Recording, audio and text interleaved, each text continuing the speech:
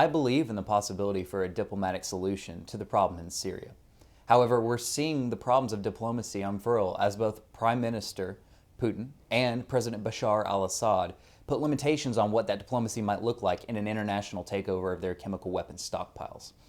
But beyond diplomacy, there also needs to be a strong international military punitive response to say that if you violate international norms, particularly with the use of weapons of mass destruction, like chemical weapons or nuclear weapons, there will be a punitive deterrent. And that's important for our future. If, for example, Iran tries to obtain a nuclear weapon, we need a strong legal precedent set now.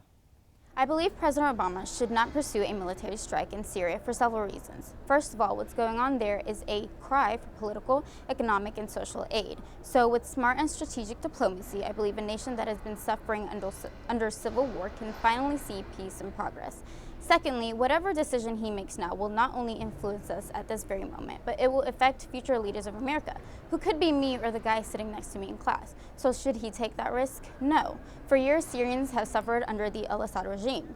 No one has thought about the people who just want clean water or a roof over their head and safety. Why not be the bigger guy and take a stand?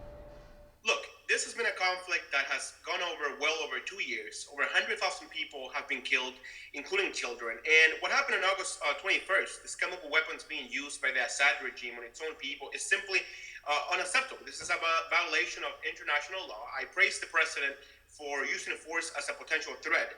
This has resulted in Russia coming together with the United States to come to negotiations for the Syrian government to turn in these weapons. And should that happen, then there's no need for United States to use military action.